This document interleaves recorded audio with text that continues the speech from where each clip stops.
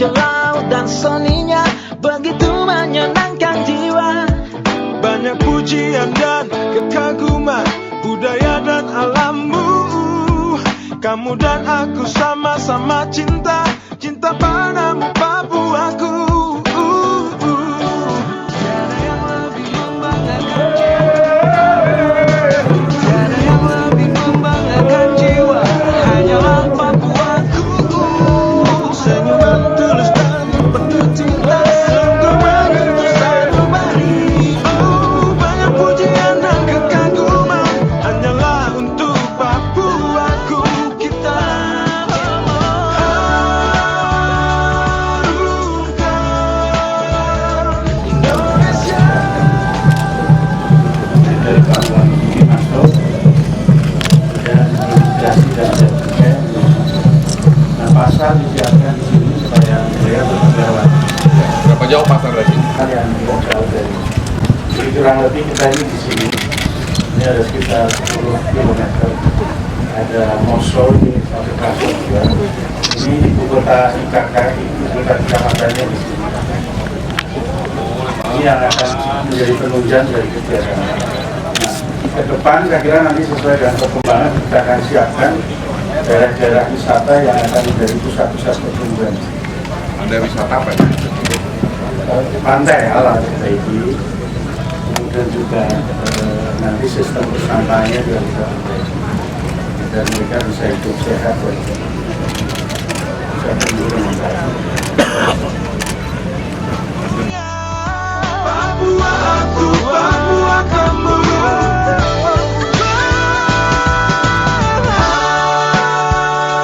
Harumkan Indonesia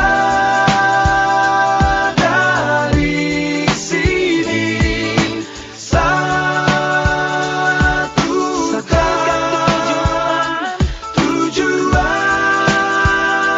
dalam cinta.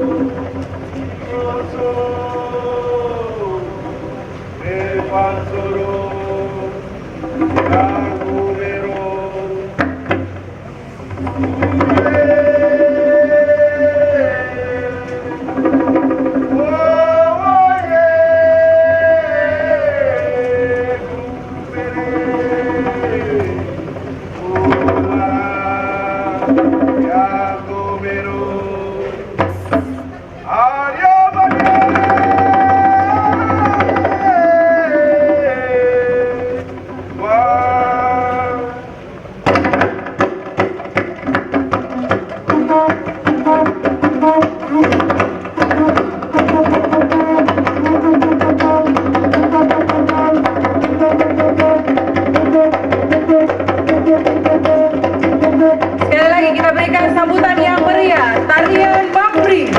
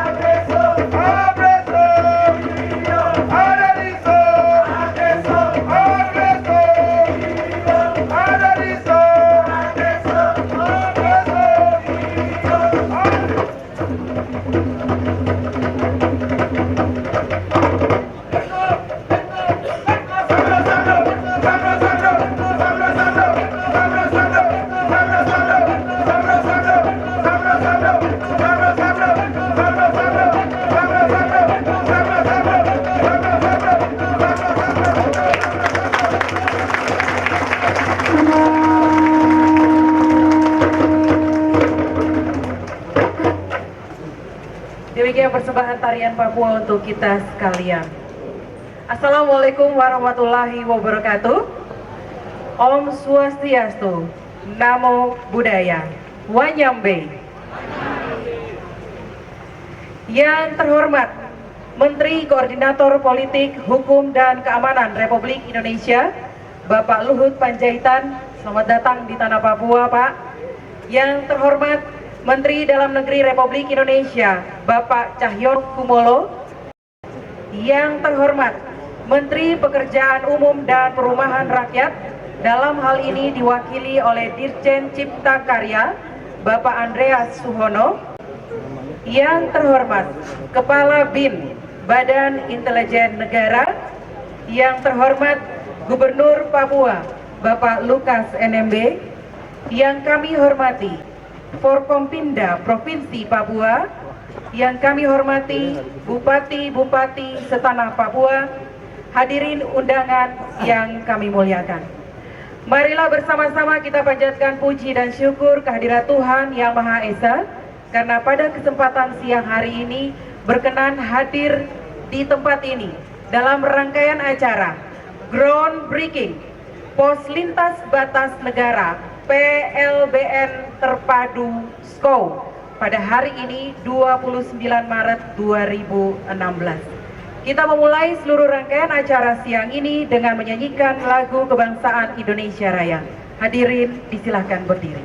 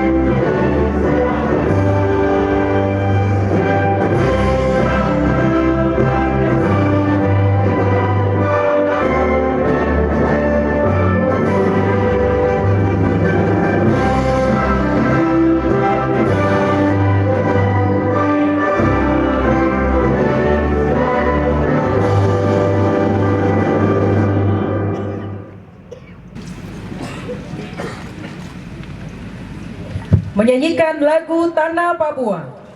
Tanah Papua,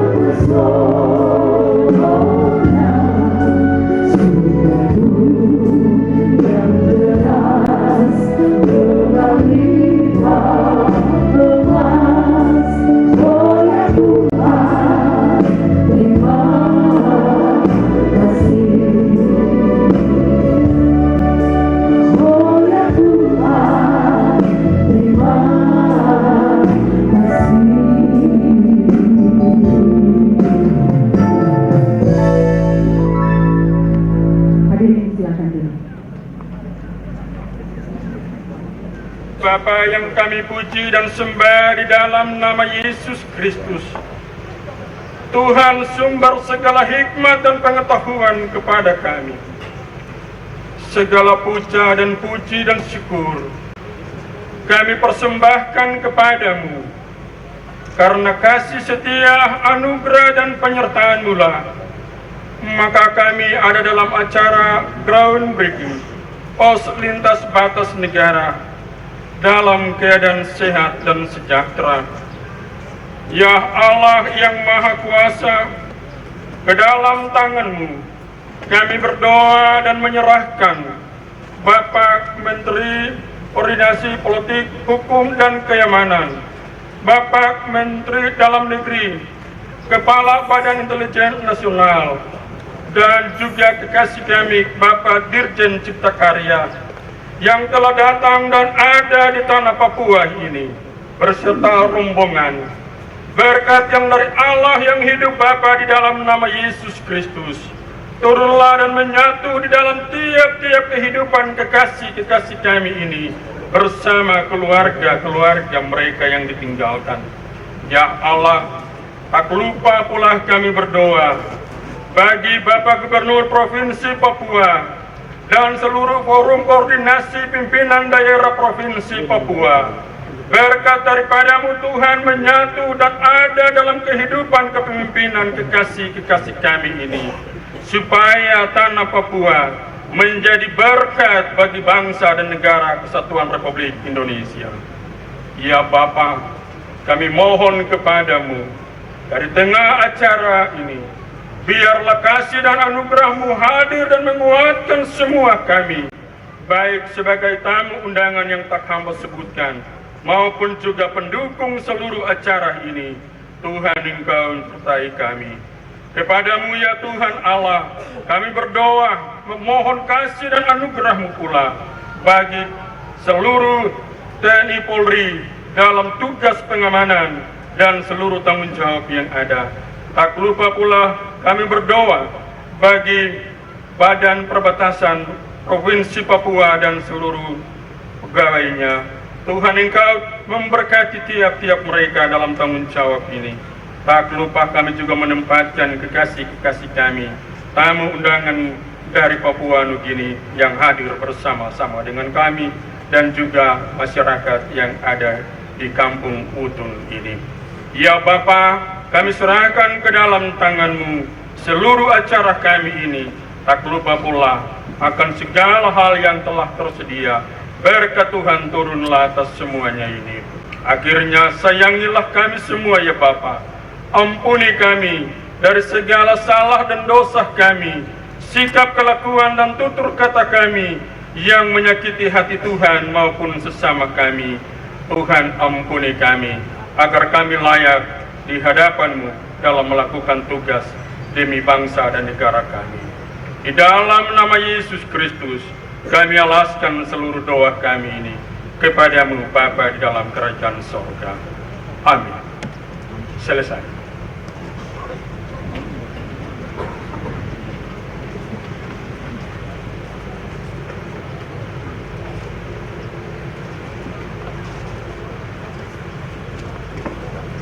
Terima kasih Bapak Pendeta, Tuhan memberkati. Hadirin, kita ikuti bersama laporan Direktur Jenderal Cipta Karya. Dengan hormat kami menyebutkan Bapak Andreas Suhono.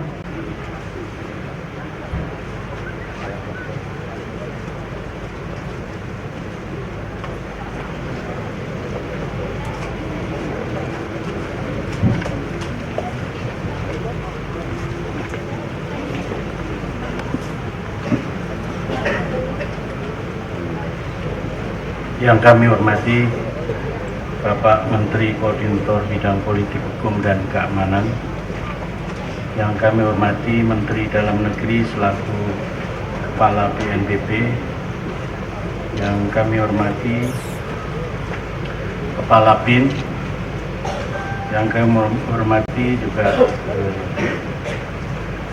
Gubernur Provinsi Papua dan Wakil Gubernur, Ketua DPRD Provinsi Papua dan Kabupaten Jayapura, juga yang kami hormati Wali Kota Jayapura, Bupati Jayapura, dan juga Kapolda Provinsi Papua, para hadirin yang saya muliakan. Shalom. Salam damai dan sejahtera. Assalamualaikum warahmatullahi wabarakatuh. Pertama-tama marilah kita panjatkan puji syukur kehadirat Allah Subhanahu wa Ta'ala, karena atas berkenannya pagi ini kita dapat berkumpul di tempat ini untuk acara groundbreaking pos lintas batas negara terpadu SKO Kota Jayapura dalam rangkaian kunjungan kerja Bapak Menko Polhukam ke perbatasan RI Papua Nugini. Bapak Menko Polhukam yang kami hormati beserta para hadirin yang saya hormati, perkenankan kami menyampaikan hal-hal terkait dengan kegiatan pembangunan PLBN, kegiatan yang saat ini dilaksanakan oleh Kementerian PUPR yang terutama terdapat di kawasan perbatasan Papua pada tahun 2015 sampai 2019 yang akan datang. Secara umum dapat kami sampaikan sebagai berikut bahwa untuk pembangunan pos lintas batas di kawasan SKO ini kira-kira diperkirakan sekitar 10,7 hektar dengan luas bangunan sekitar 7.619 meter persegi. Di samping itu sebetulnya pembangunan pos lintas batas ini juga dilaksanakan di tempat-tempat yang lain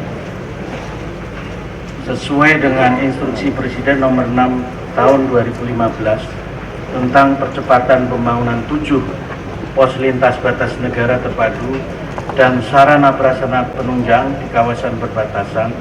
Di antaranya yang ditekankan oleh Bapak Presiden adalah pasar dan bagaimana penduduk lokal dapat berdagang dan juga meningkatkan lokal ekonominya. Oleh karena itu, sesuai dengan instruksi Bapak Presiden, akan dipercepat penyelesaian master plan di 7 pos lintas batas terpadu tersebut. Jadi tidak hanya PLBN-nya tetapi juga kawasan sekitar ataupun kawasan penduduknya. Mempercepat pembangunan gedung dari 7 pos lintas batas terpadu tersebut, paling tidak pada akhir tahun 2016 ini pos lintas batas terpadu di SKO ini dapat diselesaikan dan diresmikan.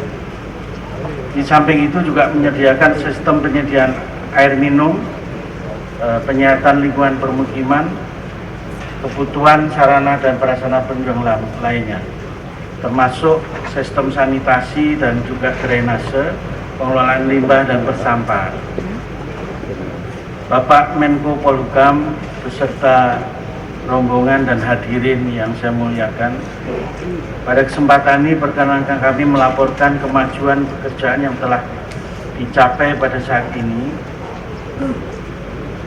di 7 pos lintas batas terpadu dalam bentuk penyelesaian site plan yang saat ini sudah diselesaikan oleh Kementerian Pekerjaan Umum dan Perumahan Rakyat bersama dengan juga Badan Nasional Pengelolaan Perbatasan yang meliputi PLBN terpadu SKO, Entikong yang ada di Kalimantan Barat, kemudian Nagabadau di Kabupaten Kapuas Hulu, Aruk, Kabupaten Sambas, Motoaen, Kabupaten Belu, Motamasin, Kabupaten Malaka, dan juga Wini di Kabupaten Timur Tengah Utara. Pembangunan fisik PLBN terpadu SKO yang merupakan lokasi kunjungan kerja saat ini dibangun dengan dana APBN 2015 dan 2016 kurang lebih sekitar 165 miliar yang dilaksanakan dalam hal ini oleh PT Nindya Karya Wilayah 4 selaku kontraktor pelaksana dan juga PT Daya Cipta dan Rencana selaku konsultan manajemen konstruksi. Per tanggal 24 ini sudah mencapai 10,23% dan progres keuangan sudah mencapai 20%. Oleh karena itu pelaksanaan fisiknya perlu dipercepat. Bapak Menteri Pekerjaan Umum dan Perumahan Rakyat minta agar dilaksanakan dalam 2 shift supaya lebih cepat proses penyelesaiannya sebelum akhir tahun ini. Ibu Bapak sekalian, demikian kurang lebih laporan dari kami.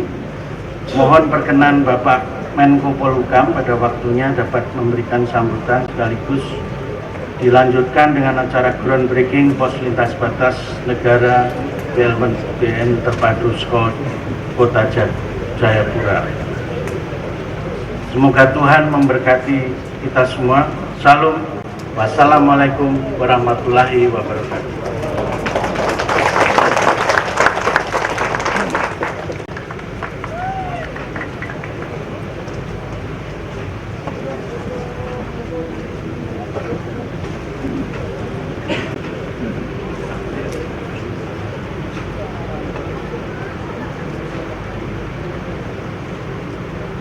Hadirin, kita ikuti bersama sambutan Gubernur Papua. Dengan hormat kami mengundang Bapak Lukas NMB.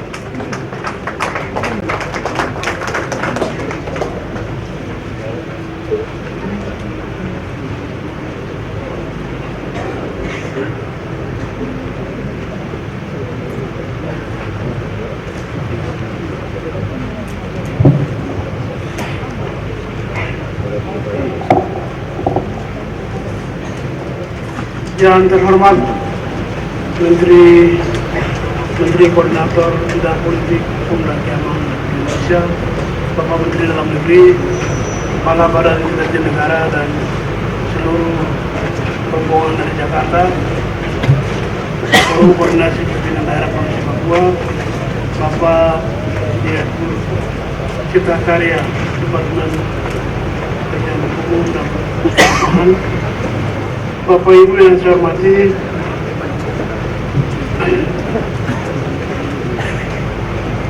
Shalom, salam sejahtera bagi kita semua. Assalamualaikum warahmatullahi wabarakatuh. Mengawali sambutan ini sudah selayaknya kita mengucap syukur pada Tuhan Yang Maha Kuasa atas berkat dan karunia-Nya pada kita semua. Pada siang hari ini kita dapat hadir dalam rangka acara peletakan batu pertama pembangunan pos lintas batas negara di SKO Kota Jayapura, Provinsi Papua. Pada kesempatan yang berbahagia ini pula, terlebih dahulu saya mengucapkan terima kasih kepada Bapak Menteri Menko Polhukam, Menteri Dalam Negeri, selaku Kepala Badan Nasional Pengelolaan Perbatasan Negara, Menteri Pekerjaan Umum, Panglima TNI, Kapolri, dan seluruh jajaran rombongan dari Jakarta. Pada kesempatan juga saya menyampaikan penghargaan yang tinggi pada Gubernur PNJ yang mungkin belum hadir, tapi dia akan hadir.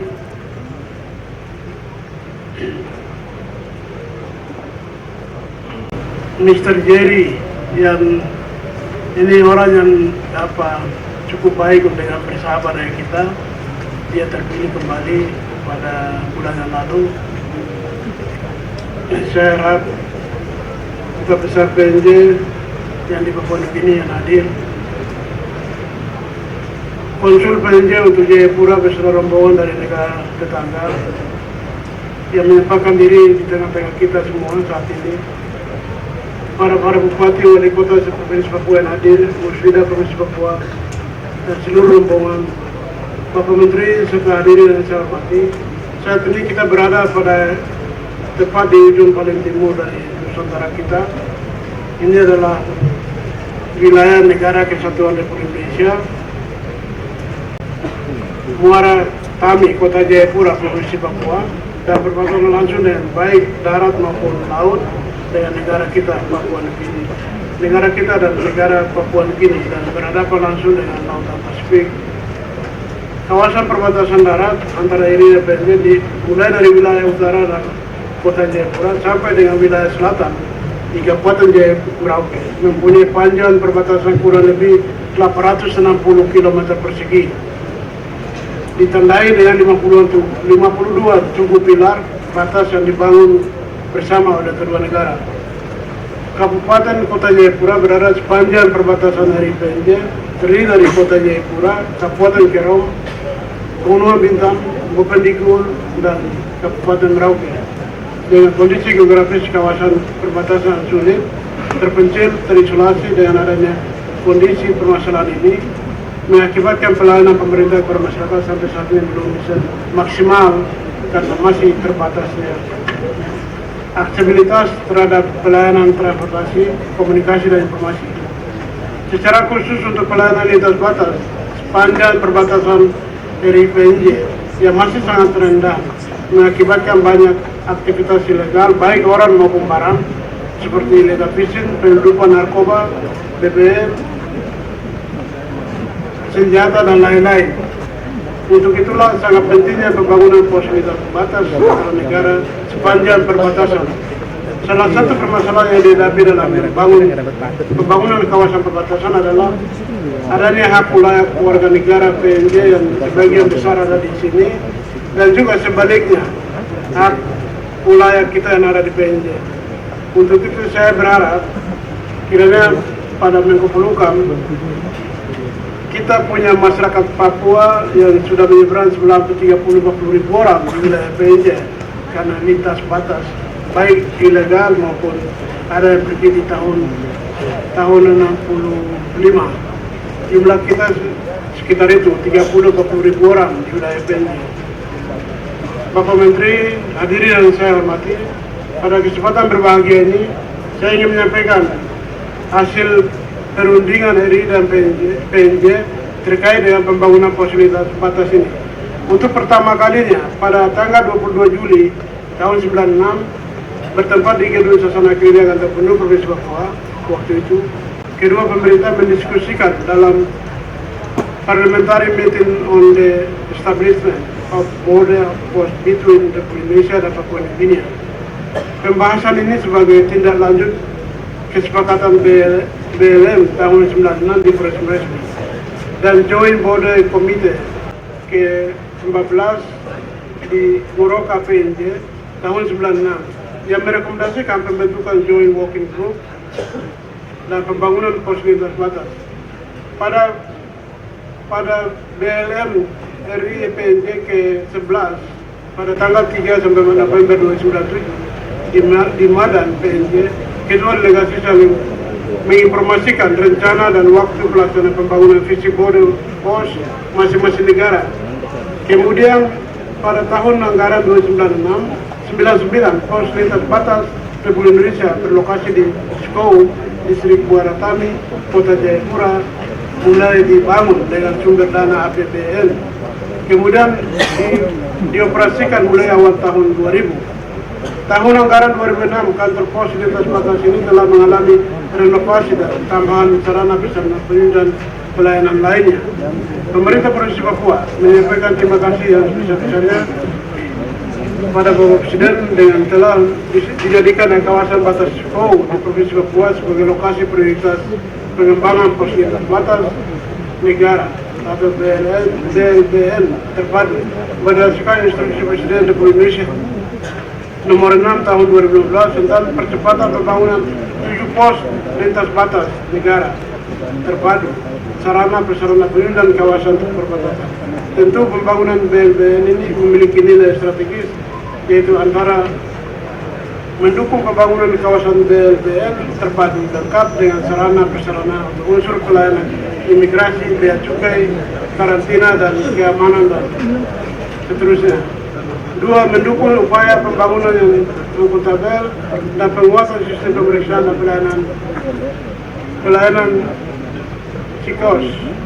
Mendukung kesiapan masyarakat ekonomi ASEAN dan mewujudkan perbatasan sebagai berada depan negara melalui pembangunan PLBN terpadu yang aman, nyaman, dan ramah investasi. Selain daripada itu, pembangunan pos lintas batas negara ini dapat meningkatkan citra pemerintah di mata negara tetangga kita, sekaligus sebagai pendorong peningkatan kualitas pengelolaan kawasan perbatasan. Bapak Menteri dan hadirin yang saya hormati, keberadaan pos lintas batas negara beserta fasilitas bea cukai, imigrasi dan karantina dan keamanan sebagai gerbang yang mengatur arus keluar masuk orang dan barang di kawasan perbatasan yang penting. Sebagai pintu gerbang negara, sarana dan prasarana ini diharapkan dapat mengatur hubungan sosial dan ekonomi antara masyarakat Indonesia dan masyarakat wilayah PNJ. Pak Menko yang saya hormati, kita sampai saat ini belum punya jalan, fisik jalan dari batas utara ke selatan dari sepanjang 886 kilo, dan sebagian besar masyarakat kita lintas batas tanpa izin dari pemerintah. Itulah sebabnya diharapkan Kementerian PU dan Perumahan Rakyat dia sedang bangun jalan dari Merauke belum tembus sampai di Pegunungan Bintang. Harapan saya berharap Kementerian PU bisa melanjutkan lewat balai pembangunan jalan sepanjang dari Pegunungan Bintang sampai ke Jayapura. Dan juga pada kesempatan yang berbahagia Pak Menteri, ingin saya mohon dukungan Pak Mendagri, Pak Menko Polhukam, Pak Kepala BIN untuk membuka akses penerbangan langsung dari sini PNJ sehingga arus masuk keluar barang dan orang bisa dipantau. Kalau kita tidak membuka akses ini, maka banyak orang Papua yang banyak yang menyeberang tanpa ilegal dari Papua ke PNJ. Itulah sebabnya mohon dukungan. Kami sudah menyurat kepada Menteri Perhubungan untuk jasa penerbangan bisa membuka akses dari PNJ ke Jayapura. Atas permohonan kami, saya mohon dukungan dari Bapak Ibu untuk bisa di tahun-tahun depan sudah bisa buka akses ini. Pembangunan kawasan berbagai bidang kita lakukan adalah membuka kerjasama yang lebih luas dengan negara tetangga kita, terutama dalam hubungan people kontak antara kedua masyarakat. Terkait dengan hubungan kerjasama ini yang tak kalah pentingnya adalah bagaimana membangun konektivitas baik darat, laut maupun udara. Kami bersama pemerintah Papua New Guinea telah berkomitmen kuat untuk membuka jalur penerbangan langsung. Harapan saya mohon dukungan dari pemerintah pusat. Jalur kita yang bisa dilewati pesawat berbadan besar adalah Merauke dan Jayapura dan Biak. Ya. Kemudian pada kesempatan penting ini juga saya ingin menyampaikan masyarakat Papua untuk mohon dukungan kepada Bapak Menko untuk dapat mewujudkan hingga hubungan yang telah terjalin baik dapat memberikan kesejahteraan bagi kita masyarakat Papua. Provinsi Papua adalah serambi depan NKRI di bibir Pasifik, bibir Arafura. Kami membutuhkan kewenangan luas dalam pengelolaan masalah perbatasan. Perlu diikuti dana otonomi khusus dalam pengelolaan perbatasan, dana khusus dalam mengelola perbatasan. Kami harapkan seluruh program kementerian lembaga dikelola secara terpadu, baik dengan koordinasi baik koordinasi maupun pelaksanaan. Kita ingin menunjukkan bahwa Indonesia adalah negara besar, bangsa yang besar, maka harus ditunjukkan dengan ketersediaan infrastruktur fisik yang baik. Bapak Menteri dan hadirin yang saya hormati, pembangunan pos lintas batas Nigasco Kota Jayapura ini merupakan sebuah kebanggaan bagi nasionalisme kita untuk mewujudkan bahwa perbatasan adalah jendela kita, halaman kemuka kita, dan pintu gerbang bagi kawasan Pasifik Selatan. Demikian sambutan saya. Mohon berkenan Bapak Menko Polhukam meletakkan batu pertama sebagai tanda dimulainya pembangunan pos lintas batas negara RI di Sko Kota Jayapura, Provinsi Papua. Sekian dan terima kasih. Tuhan memberkati.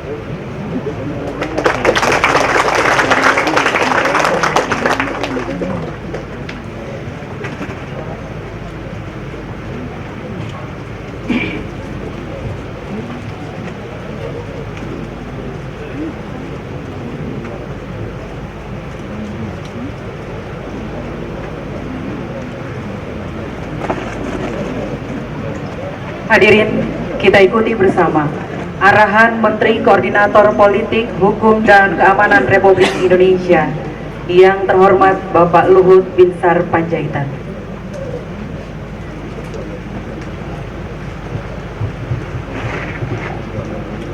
Bapak Mendagri yang saya hormati, Bapak Kepala BIN, Bapak Gubernur, Bapak-bapak sekalian, Pak Dirjen Bina Marga, Bapak Konjen dari PNG yang hadir dan semua hadirin yang berbahagia. Saya sangat berbahagia bahwa bisa pada siang hari ini, pagi hari ini berada di kota Skau. Skau kata Ibu tadi kota yang damai, yang kampung yang damai. Jadi saya berharap memang damai ini membawa sukacita buat kita semua, buat juga khususnya untuk Papua. Saya selama 2 hari ini berbincang banyak dengan Bapak Gubernur dan teman-teman lain sehingga menjadi makin paham bagaimana kondisi saat ini di Papua. Yang kedua, mengenai lintas batas ini merupakan satu program Presiden Jokowi yang menurut hemat saya sangat penting karena memberikan warna Indonesia yang negara besar seperti yang disampaikan Bapak Gubernur tadi. Kita tidak ingin perbatasan itu kelihatan kumuh. Kita ingin perbatasan itu mencerminkan apa sebenarnya Indonesia. Saya sudah pergi ke Atambua, perbatasan dengan Timor Leste, dan juga sudah ke Entikong, dan juga sekarang kemarin. Nah, setiga perbatasan itu yang saya lihat pembangunannya dilakukan oleh PU Bera itu kalau saya boleh kategorikan mungkin pada tataran A, karena semua dilakukan dengan baik. Saya hanya titip kepada Pak Andreas, ini pun pada dia karya supaya dibikin prima. Jangan karena ini di ujung paling timur Indonesia, pekerjaannya asal-asal. Presiden itu memesankan semua pekerjaan yang dibuat harus betul-betul dikerjakan dengan baik, tidak asal jadi. Jangan nanti kita bilang karena di Papua asal jadi, tidak. Saya ingin betul-betul lurus-lurus garisnya, anunya rapi semua, menunjukkan bahwa negara ini negara yang teratur, negara ini negara yang ingin disiplin. Dan Papua ini salah satu cermin kita, seperti disampaikan oleh Bapak Gubernur tadi, untuk ke bagian timur Pasifik ini. Dan Indonesia harus bisa menunjukkan cermin itu tadi. Bapak Ibu sekalian, saya ingin masuk pada bagian ketiga. Indonesia sekarang memasuki, ini Bapak Konjen juga, satu perubahan yang menurut saya cukup fundamental pembangunannya. Kami tidak hanya bicara pada tataran atas, kami juga sekarang bicara pada tataran bawah. Jadi ada pemerataan. Nah, pembangunan sekarang ini kita lihat pembangunan infrastruktur yang sangat baik, berlangsung di seluruh Indonesia. Itu saya kira dana yang dialokasikan pemerintah dekat 1.000 triliun, kira-kira 10 miliar dolar dalam 5 tahun ke depan ini. Dan itu belum pernah dalam sejarah Indonesia pembangunan semacam itu besar. Nah, kita berharap konektivitas nanti di Papua ini, misalnya nanti di Highland, di ketinggian Tolikara, kampungnya Pak Gubernur, Mamit, terus kemudian ke Wamena, terus ke Agas, itu akan tembus jalannya. Dan itu akan membuat kemudahan, dan kita bermimpi dan sekarang sedang jalan bahwa dari Sorong itu sampai di Merauke itu akan bisa ditembus jalan dengan baik. Dan kemudian perbatasan tadi yang disampaikan oleh Pak Gubernur, tadi juga Pak Andreas menyampaikan masih kira-kira 100 km yang belum tembus, tapi itu merupakan pegunungan yang betul-betul rumit. Tapi ya sedang dicari bagaimana penyelesaiannya, karena apakah mungkin dibangun terowongan dan sebagainya. Karena itu ketinggian menyambung dari Grasberg itu yang kemungkinan juga di situ banyak emas dan tembaga tadi. Dan ini Papua yang kaya. Nah, dari segi ekonomi tadi sudah disinggung, ekonomi Papua ini bertumbuh dengan bagus di atas rata-rata nasional. Papua sekarang tumbuh 9%, dan itu saya paham kenapa 9%, karena jumlah dana yang diputar di sini itu sampai berapa, mungkin dekat ke 6 triliun, dan kemudian kekayaan Papua yang begitu besar itu membuat ekonomi tumbuh. Tetapi tumbuh ekonomi ini juga perlu diperhatikan pemerataan. Kalau pemerataan itu tidak ada, maka Gini rasio itu makin lama makin besar, dan itu akan menimbulkan kesenjangan yang pada ujung-ujungnya akan menimbulkan masalah keamanan. Nah, oleh karena itu mimpi dari Pak Gubernur yang beberapa jam terakhir ini kami bincang sejak kemarin, itu ingin membuat satu industrial estate di daerah Membramo dengan sungai hydropower, itu satu mimpi besar. Dan mimpi besar ini harus diwujudkan, tetapi harus dirancang dari awal supaya mimpi ini nanti wujudnya bagus dan menguntungkan rakyat Papua. Tidak bermasalah seperti kita sekarang dengan Freeport, dari awal kita tidak terlibat. Saya sampaikan pada Bapak Gubernur supaya dari awal sudah terlibat, dan pemerintah daerah harus menjadi shareholder juga di dalam industrial estate ini.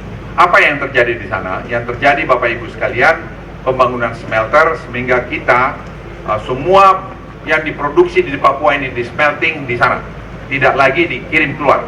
Proses nilai tambah itu ada di Papua. Ini akan memperkaya orang Papua, membuat hebat orang Papua. Dan kemudian yang sepanjang kita tahu di Australia itu tidak ada orang yang mau melakukan smelter di sana karena selalu masalah lingkungan karena energi. Tetapi dengan kita punya tadi energi air, maka mereka tidak perlu jauh-jauh ke Tiongkok, mereka bisa melakukan itu di sini, dan dengan demikian Papua ini akan juga tumbuh menjadi hub untuk daerah Asia Pasifik ini. Nah, kalau itu mimpi tadi itu diwujudkan dan sangat bisa diwujudkan, saya melihat Papua ini akan menjadi baik. Yang keempat, apapun mimpi itu, saya ulangi, apapun mimpi itu, tanpa kualitas SDM yang baik, itu akan menjadi sia-sia. Oleh karena itu saya mendorong pada Bapak Gubernur dan Bapak Wagub, saya bincang-bincang tadi malam dan tadi pagi lagi, kualitas pendidikan di Papua ini harus diperbaiki. Jangan terlalu banyak bicara politik. Bicara politik akhirnya diangan-angan tidak jelas dan tidak sampai dan lupa. Ingat, Pak Gubernur menyampaikan 25% orang Papua meninggal karena minuman keras. Mau dikemanakan Papua ini nanti? Nah, itu masalah. Sekarang ada paradigma baru. Ternyata Gubernur menyampaikan sudah ada perda mengenai larangan minuman keras. Kalau menurut hemat saya, itu mungkin perlu selama berapa tahun ke depan dilakukan supaya rakyat itu lebih matang. Dan kita akan melihat dokter-dokter yang bagus dalam bidang teknologi, dalam bidang kesehatan yang ada di Papua ini.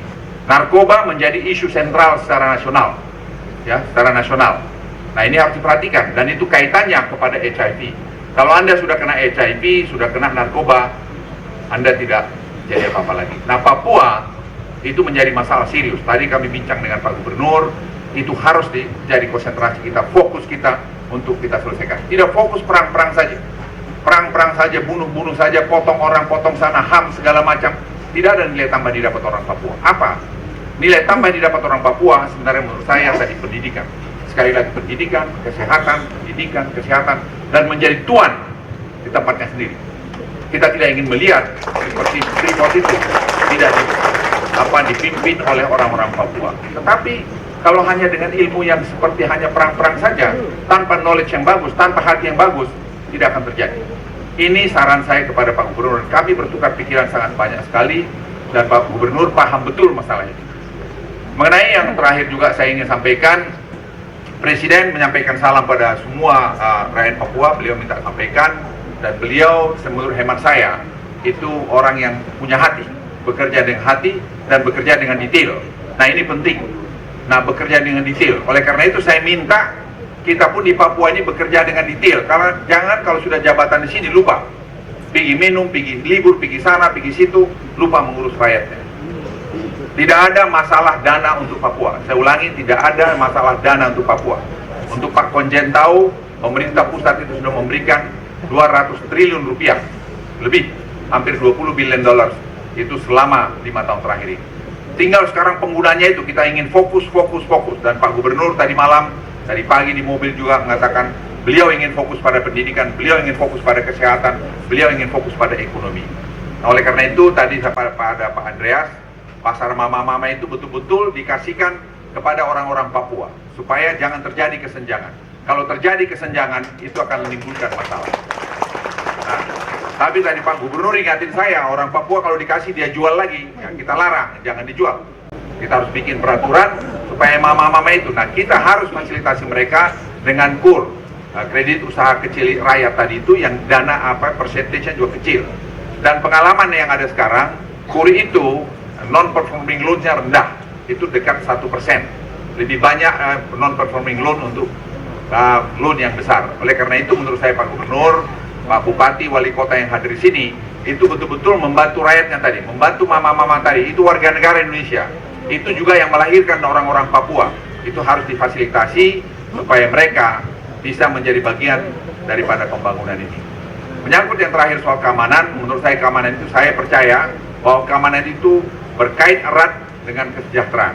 Kalau rakyat itu sejahtera, keamanan itu akan tambah baik.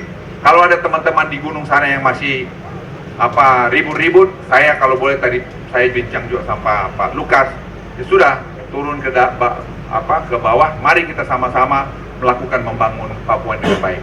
Ya, kalau operasi militer kita bisa saja lakukan kapan saja, tapi itu merupakan pilihan terakhir. Nah, Presiden tidak nyaman dengan itu. Beliau mengedepankan pendekatan kesejahteraan adalah pendekatan yang terbaik. Itu sebabnya kalau Anda sekalian melihat, pemerintah Indonesia tidak pernah ingin bergabung kepada aliansi militer. Kita tidak mau. Kita ingin menyelesaikan masalah itu dengan pendekatan soft approach. Soft approach itu pendekatan dengan agama, pendekatan dengan budaya. Di sini peran pendeta, menurut saya, pemuka-pemuka agama dan pemuka-pemuka adat menjadi penting untuk mengajak teman-teman kita yang ada di gunung yang masih bermasalah, merasa bermasalah di sini untuk turun bersama-sama kita. Tadi di mobil saya juga nawarkan pada Pak Lukas, ada teman-teman kita di Inggris yang mungkin bilang begini, saya baca tadi videonya, sepertinya Papua ini masih negara yang barbarian gitu atau barbarik gitu. Tidak, negara Indonesia ini maju. Dia kalau mau datang Indonesia, saya katakan Pak Lukas, saya jamin dia datang aman dan dia pulang aman. Dia biar lihat di sini, seeing is believing. Jadi kalau itu terjadi, kita bisa menyelesaikan Republik kita sama-sama. Tidak akan persoalan hanya orang Papua, tapi ini persoalan kita bersama. Dan ini kalau ada kesalahan, kita memang kesalahan yang kita buat dari masa-masa yang lalu. Mari kita menatap ke depan hari esok yang lebih baik lagi. Bapak Presiden menekankan betul-betul pendekatan kesejahteraan adalah pendekatan untuk menyelesaikan masalah di Papua ini. Saya titip sekali lagi, saya tidak bosan, titip sekali lagi pendidikan. Ya, pendidikan. Saya berkali-kali mengatakan di kampung saya di Danau Toba sana, tingkat kemiskinan Pak Gubernur jauh lebih parah dari sini. Sini pertumbuhan ekonomi 9%, Pak. Tempat saya itu di bawah rata-rata nasional. Kenapa? Kami dapat dana itu BAD di kampung saya itu hanya 5 miliar rupiah per kabupaten, rata-rata plus minus begitu. Tapi orang Batak itu fighter. Orang Batak itu fighter, dia bilang kita tidak ingin dikasihani, kami ingin berjuang. Nah, saya minta juga Tuhan begitu baik sama Papua, dikasih kekayaan yang luar biasa. Saya Papua itu menjadi bos, tapi bos jangan jangan marah nanti lagi, orang Papua ini kadang-kadang suka cepat marah seperti orang Batak. Kalau saya katakan jangan kita minta supaya dikasih, enggak, Papua harus mandiri. Kau harus berdiri di kakimu sendiri dan kau bisa lakukan itu. Banyak orang Papua yang pintar-pintar. Anda lihat profesor fisika yang terkenal di Indonesia, di ITB yang sudah meninggal, itu adalah putra asli Papua. Itu yang menjadi terkenal, membuat ITB juga dengan masalah research yang mengenai fisika tadi. Nah, saya minta lahirkan lagi fisikawan-fisikawan terkenal seperti tadi yang dilahirkan oleh ITB tadi. Jangan hanya berpolitik saja, politik ngomong sana ngomong sini, tidak tahu apa yang diomongin. Di Jakarta juga begitu, jangan ditiru itu. Ya, kita coba kerja seperti kata Presiden. Saya tidak mengatakan bahwa itu tidak penting, jangan salah ngerti juga. Ya, berimbanglah, kerja keras, berpolitik, berimbanglah. Tapi kalau di Papua, saran saya lebih banyak kerja keras. Ya, lebih banyak kerja keras. Penduduk Papua berapa? 4 juta. 4 juta lebih kurang, Pak Gubernur. Pertumbuhan ekonomi 9%. Kalian punya dana hampir 6 triliun 1 tahun. Dibagi saja dana itu berapa miliar satu orang, keluarga, satu orang. Jadi sekarang bagaimana memaksimalkan itu? Bagaimana itu supaya bisa diputar dengan bagus? Tidak ada masalah dana, tidak ada masalah kesempatan, semua dikelola oleh orang Papua, dibantu oleh orang-orang, ya ada orang Batak juga di sini banyak saya lihat.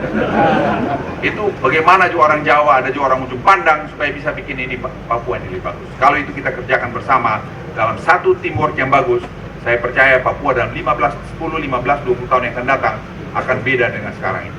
Pertumbuhan 9% ini menurut hemat saya kalau di manage dengan bagus lagi 11% bukan menjadi masalah. Seperti yang di Bali.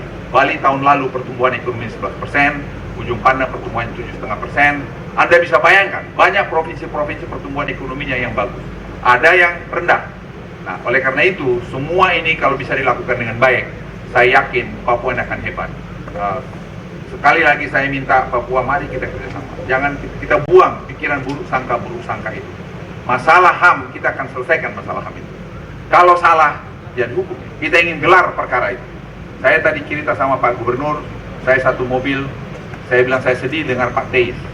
Karena Pak Teis itu adalah teman baik saya.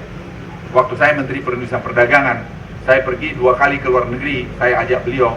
Saya pergi ke Baghdad, ke Aman, saya ketemu Saddam Hussein. Itu yang saya bawa adalah Pak Teis. Dan Pak Teis itu orang yang menyenangkan, dan saya betul-betul sedih kalau waktu dia pergi. Oleh karena itu, saya ingin katakan sekarang, mari kita sama-sama bangun. Kenapa tidak bisa?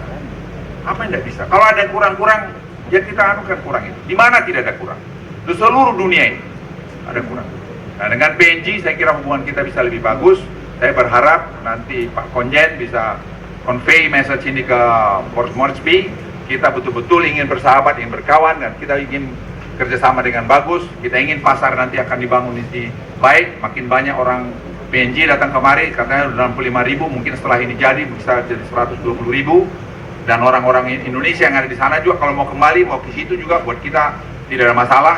Silakan saja, kalau lebih enak di sana ya di sana, tapi kalau lebih enak di sini datang kemari. Karena ini ada masalah juga. Rupanya tanah ini tanah wilayah orang PNG. Tanah di sana tanah wilayah orang Papua. Jadi swap aja Pak, ditukar aja begitu biar jadi, jangan ribut lagi. Ya, saya kira itu saja dari saya. Semoga Tuhan yang Maha Kasih menemani kita semua, dan saya berdoa Papua ini akan menjadi satu provinsi yang hebat dengan keadaan yang kita bangun bersama-sama. Sekian, terima kasih. Sekarang Bapak Menteri untuk menuju kepada meja tombol sirene, didampingi oleh Mendagri Bapak Cahyo Kumolo, kemudian Kepala BIN Gubernur Papua Dirjen Cipta Karya, dan juga dari Wali Kota atau yang mewakili. Baik, hitungan mundur 5, 4, 3, 2, 1.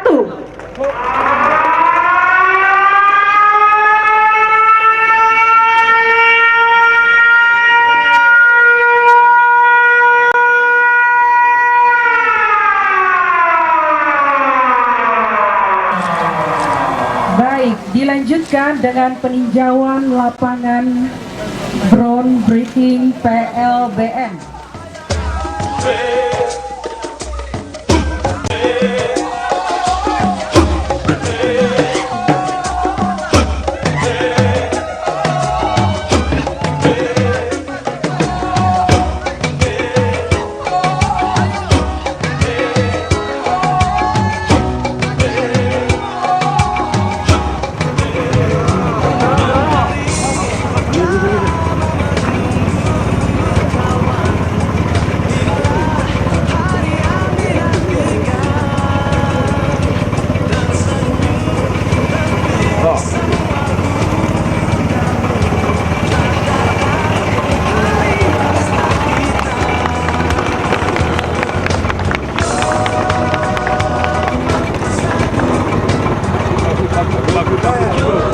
Saya berdoa tadi supaya bawa kedamaian di Papua.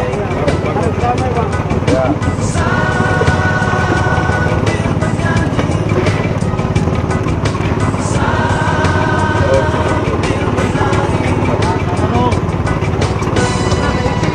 Balik Pak. Balik Pak. Amin. Mana ketua MRP? MRP, sorry, Pak MRP. Pak, Bapak dua kali.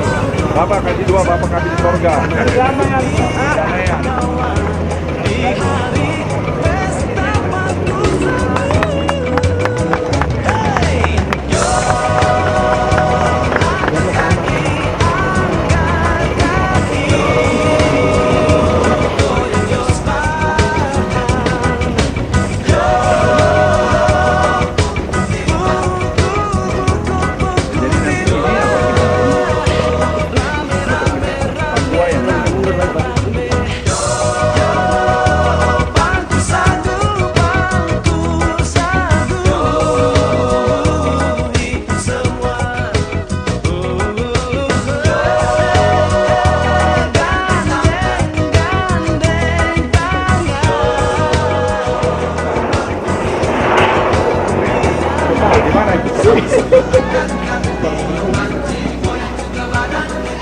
Lagi dulu. Sekarang saya udah masuk daerah Papua nih, tinggi. Iya. Ya, supaya kita bikin lebih bagus lagi. Iya. Ya. Ini proyek isu Jordan Oh. Nanti pasar itu kita mau bisa bikin nama bagus. Saya udah bicara Menteri Perdagangan, nanti supaya kita supply lebih banyak di sana, sehingga orang dari PNG mau dagang juga banyak itu, nggak ada masalah. Iya, jadi hubungan tambah baik. Jadi baku saudara kan, jangan baku tubuh. Kegiatan satu untuk Iya, untuk semua. Betul. Jangan suruh orang lain campur-campur urusan kita urusan baik-baik saja. Nanti sampaikan sama teman-teman di Portmas. Bisa sampaikan. Ya, bilang dari Pak Luhut begitu. Kalau ada salah-salah sedikit biasa itu. Baku saudara kan kadang-kadang boxing juga. Tapi jangan lama-lama nanti KO dia. Manokwari itu akhir tahun sudah produksi 1 juta ton. Ya, untuk kebutuhan di sini boleh juga kasih ke beras, bisa juga nanti panganan lain. Nanti bisa bikin ternak sama-sama, ternak babi. Seperti saya cerita Pak Gubernur tadi di mobil, Singapura itu di pulau bisa juga beras, bisa juga nanti panganan lain. Nanti bisa bikin ternak sama-sama, ternak babi. Seperti saya cerita Pak Gubernur tadi di mobil, Singapura itu di pulau. Ya, kita Presiden ingin supaya muka Indonesia itu kelihatan jangan kumuh, padahal kita di dalam sudah membangun. Saya pikir itu betul sekali, dan juga Presiden membuka pasar mama-mama nanti di sini juga untuk membuat rakyat Papua supaya juga maju Papua, konteks Papua ya. Jadi Presiden itu ingin kesejahteraan, tidak hanya orang kaya. Nanti kita mau coba supaya itu bisa diberikan pada mereka, jangan dijual lagi sama orang lain. Yang kedua memang mengenai lintas ini supaya terkontrol. Sekarang banyak masalah drugs. Di sini mungkin nanti masalah narkoba jadi isu juga, bisa dikontrol dari sini. Yang ketiga tentu kalau seperti di daerah lain itu masalah keamanan, nanti mungkin maksudnya terorisme dan sebagainya. Jadi saya kira itu penting yang kita lakukan, sehingga dengan demikian kita tahu persis orang-orang, barang-barang yang masuk melalui perbatasan. Tadi waktu pemaparan dari Pamtas 41 tadi kan sempat menyinggung soal jalan-jalan tikus ini. Ya itu udah pasti ada lah, ini kan bersaudara ini orang di PNG dengan di sini bersaudara. Tadi Pak Gubernur sudah bilang ini tanahnya mana tanah orang wilayah PNG, yang di sana malah tanah wilayah orang Papua. Jadi itu saya katakan persahabatan itu tidak boleh dirusak.